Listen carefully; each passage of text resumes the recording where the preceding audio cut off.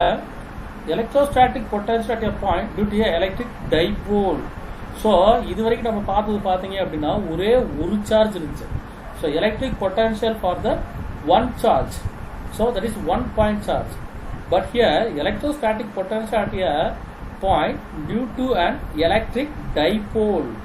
Dipole means it's a two charges are there, two charges are present. So what is the electrostatic potential exerted by the two charges, that is electric dipole. So we know that what is meant by electric dipole. Electric dipole is the two equal and opposite charges are separated by a small distance is called electric dipole. So two charges are there, two charges are opposite charges. So what is the potential energy exerted by the electric dipole அப்படிங்கறத இப்ப நாம பார்க்க போறோம். So it's a very very important 5 mark question. So totally 3 questions are there, important questions. Up to we cover portion. One is the axial line and equatorial line, electric field due to a axial line and electric field due to a equatorial line. And third important thing is this one. So electric potential due to a point charge. So see here, two charges are here. One is minus q at the position of A and another one is plus q at the position of B. So the center point is O. Already we know that what is equatorial line. So here center point is O. From point O to that point P is the distance is R. So we are considering that point P, it is located from the center of the dipole to that point is distance is R. அப்ப இதுதான் டைபோல்ங்கிறது minus q plus qங்கிறது. ரெண்டுக்கும் நடுவுல இருக்கிற distance பாத்தீங்கன்னா 2a. So the distance between the dipole is 2a. So from center point O to B and O to A is the A. So this is A and this is A. The total distance from point A to B means that is 2a. Okay. So the angle is theta and this angle is 180 minus theta. So total angle is 180. So this is theta means this is definitely 180 minus theta.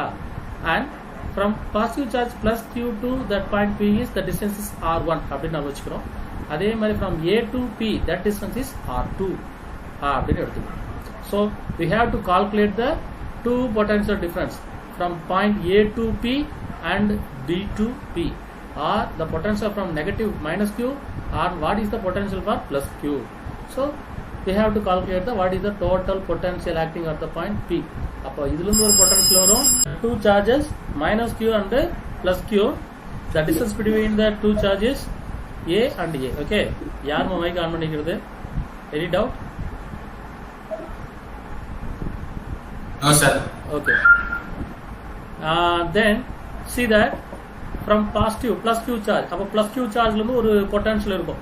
அதோட value என்னன்னா இப்பதான் நம்ம பார்த்தோம், potential V equal to 1 by 4 by epsilon naught q by r. அப்போ plus q அப்படிங்கிற சார்ஜ்ல இருந்து வரும்னா 1 by 4 by epsilon naught q by r1. ஏன்னா இங்க என்ன இருக்கு, இந்த plus q சார்ஜ்ல இருந்து இங்க p வரைக்கும் ஆக்ட் பண்றது இதுதான் potential, அதோட டிஸ்டன்ஸ் r1. அப்போ 1 by 4 by epsilon naught q by r1 அப்படின்னு போட்டோம். இது எதனால, due to the charge plus q. அதே மாதிரி potential of the point due to the minus q அப்படி எடுத்தோம்னா minus q ல இருந்து இங்க வரைக்கும் போறதுக்கு அந்த டிஸ்டன்ஸ் r2 வச்சிருக்கோம். அப்ப minus q 1 by 4 by epsilon naught q by r2. So இது நெகட்டிவ் சைன். ஓகே, சோ இப்போ என்ன நம்ம கேட்டிருக்கோம், இது வந்து minus q ல இருந்து ஆக்ட் பண்ற பொட்டன்ஷியல், இது plus q ல இருந்து ஆக்ட் பண்றது. நமக்கு என்ன வேணும், டோட்டல் பொட்டன்ஷியல் வேணும். அப்ப டோட்டல் பொட்டன்ஷியல் என்ன பண்ணணும், we have to add these two values plus q and minus q. So that is the total potential. Okay, so how to add the two value? So potential V equal to இது ரெண்டு value add பண்ணின்னு வச்சுக்க, இது ரெண்டு equation add பண்ணீங்க அப்படின்னா so q1 plus q2 ன்னு போடுறீங்க. ஆனா இங்க என்ன இருக்கு, நெகட்டிவ் சைன் இருக்கு. அப்ப நெகட்டிவ் சைன் இருக்கிறதுனால so இதுல வந்து q by 4 by epsilon naught common ரெண்டு இதுலயுமே. அப்ப காமனா q by 4 by epsilon naught வெளியில எடுத்துடலாம். மீதி என்ன இருக்கு, 1 by r1 minus 1 by r2. அந்த ஈக்குவேஷன் தான் இங்க இருக்கு. So 1 by 4 by epsilon naught q into 1 by r1 minus 1 by r2 அப்படி நமக்கு கிடைக்கும். So இதுல ஈக்குவேஷன் பாத்தீங்க அப்படின்னா see here what equation is here, r1 square r2 a square minus 2r a cos theta அப்படின்னு இருக்கு. இது நீங்க எங்க பார்த்திருப்பீங்க அப்படின்னா ட்ரையாங்கிள் ஆஃப் வெக்டார்ஸ் பார்த்திருப்பீங்க. ட்ரையாங்கிள் ஆஃப் வெக்டார்ஸ்ல நம்ம என்ன பார்த்திருப்போம், அதுல p square plus q square minus 2pq cos theta அப்படின்னு பார்த்திருப்போம். ஞாபகம் இருக்கா உங்களுக்கு? ஸோ அதை வந்து triangle law of vectors parallelogram law of வெக்டார்ஸ்ல நம்ம படிச்சிருக்கோம். So R square equal to P square plus Q square minus 2pq cos தீட்டான்னு வச்சிருக்கோம். அப்போ இதே மாதிரி இங்க ட்ரையாங்கிள் எடுத்துக்கிறோம். இந்த ட்ரையாங்கிள் OBP, திஸ் ட்ரையாங்கிள். இந்த ட்ரையாங்கிள்ல P வெக்டார் Q வெக்டார் அப்படின்னு ஒன்று வந்து R1 R அப்படிங்கிறது ரெண்டு வெக்டார் எடுத்துக்கிறோம். ரெண்டு உள்ள ட்ரையாங்கிள் தீட்டான்னு வச்சுக்கிறோம். வெஸ்டிங்கன்னா you can write R1 square equal to R square plus A square minus 2RA cos theta. இப்போ இதில் நம்ம என்ன பண்றோம் இந்த ஈக்குவேஷன்ல இருந்து அப்படின்னா R ஸ்கொயரை வெளியில் எடுக்கிறோம். ஸோ இந்த ஈக்குவேஷன்ல R ஸ்கொயர் வெளியே எடுக்கிறோம். R ஸ்கொயர் வெளியே எடுத்தா என்ன ஆகும்? இது பாருங்க R ஸ்கொயர் இருக்கு. R ஸ்கொயர் வெளியே எடுத்த உடனே இது R ஸ்கொயர் வெளியில் வந்துருச்சு. அப்போ இந்த இடத்துல என்ன ஆயிடுச்சு? 1. ஓகே, இங்க A ஸ்கொயர் இருக்கு, ஆனா R ஸ்கொயர் கிடையாது. அப்ப என்ன பண்றோம்? R ஸ்கொயரால மல்டிப்ளை பண்ணி R ஸ்கொயரால டிவைட் பண்றோம். அப்போ மல்டிப்ளை பண்ண R ஸ்கொயர் வெளியில வந்துருச்சு, டிவைட் பண்ண R ஸ்கொயர் இங்க கீழே இருக்கு. ஓகே, இந்த டேர்ம்ல பாருங்க R மட்டும் இருக்கு, நமக்கு R ஸ்கொயர் வேணும். அப்ப என்ன பண்ணுவோம்? R ஆல மல்டிப்ளை பண்ணி R ஆல் டிவைட் பண்ணிருப்போம். ஸோ R ஆல் மல்டிப்ளை பண்ணும்போது இது R ஸ்கொயர் ஆயிடுச்சு, R ஸ்கொயர் வெளியில வந்துருச்சு. ஸோ டிவைட் பை R பண்ணுறது அப்படியே இருக்கு. So 1 plus A square by R square minus 2A by R into cos theta அப்படின்னு கிடைச்சிருச்சு. பாத்தீங்க அப்படின்னா distance between the pole to that point P. Okay, ஏங்கிறது பாத்தீங்கன்னா டிஸ்டன்ஸ் பிட்வீன் த டைபோல். இங்க பாருங்க, ஏங்கிறது ஃப்ரம் 0 டு த சார்ஜ். இது வந்து very very small compared to the distance R. Rங்கிறது சென்டர் பாயிண்ட்ல இருந்து P எங்க வேணா இருக்கலாம்.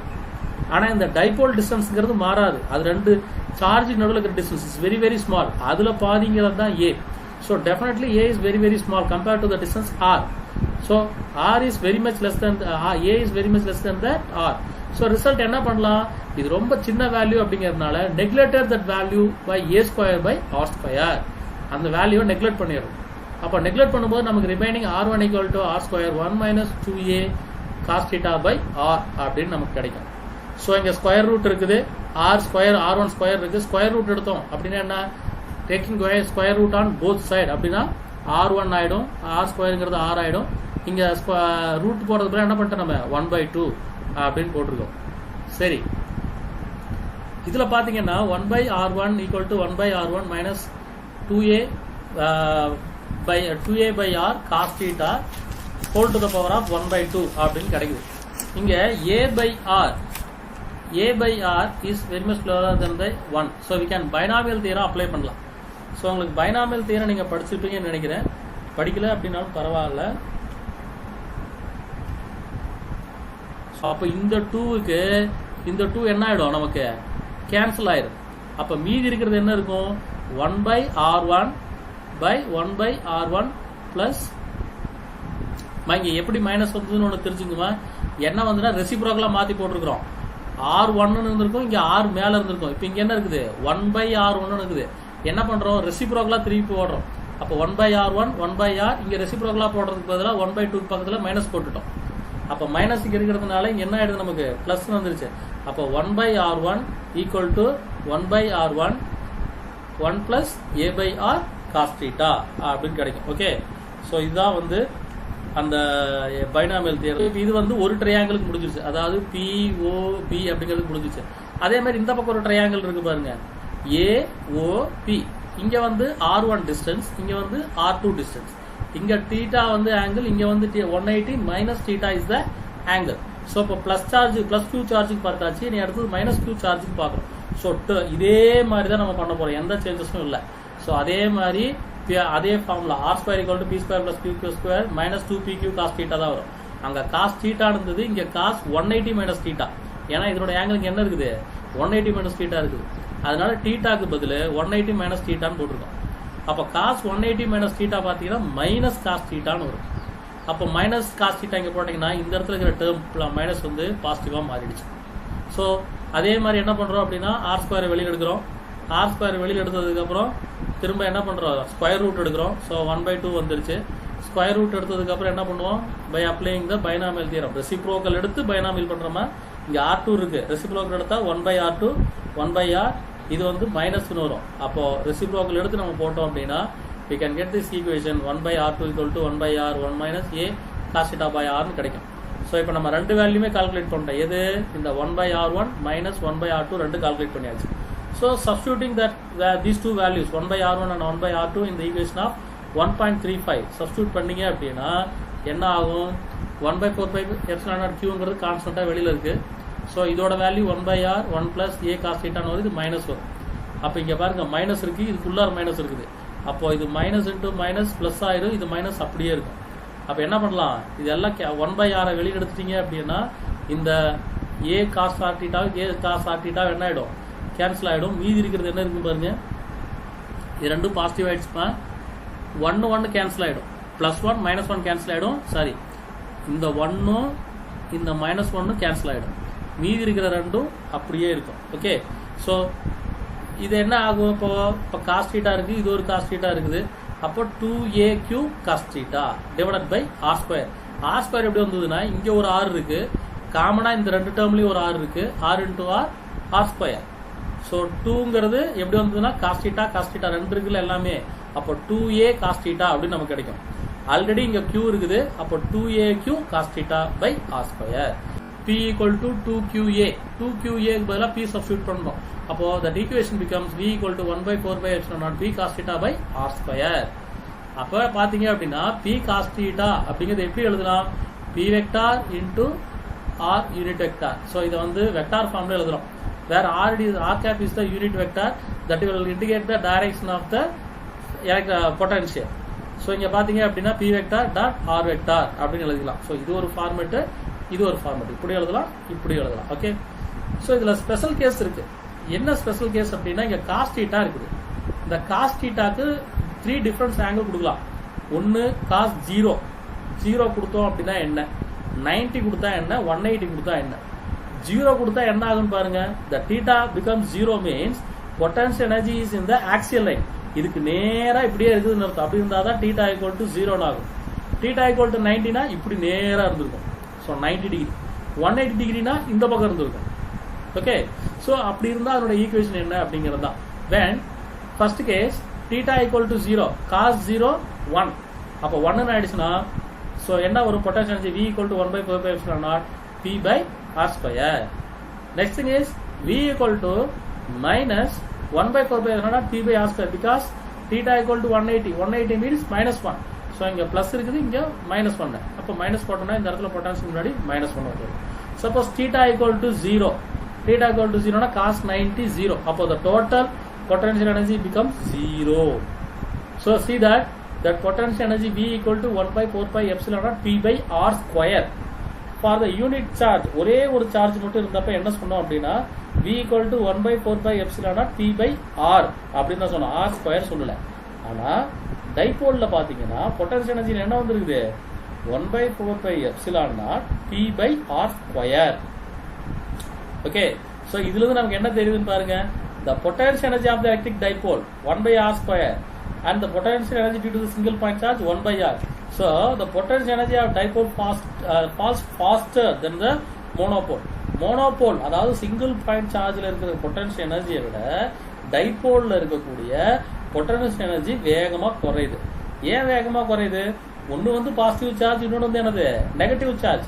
So the two charges are neutralize each other. That's why the potential is rapidly decreases. So that r square indicates that the potential energy is very much decreases. So the dipole அப்படின்னா potential வந்து வேகமா குறையுது. ஆனா single point charging போது இங்க r வரும், அப்படி இருந்தா அதோட பொட்டன்ஷியல் எனர்ஜி அதிகமா இருக்கும். So you can consider that another one thing, that point A and this point B, and this is positive charge plus Q and this is negative charge. From center point O to R, you can consider the distance from center point O to R. So using that radius, you can draw the circle. So when you draw the circle, it will like this.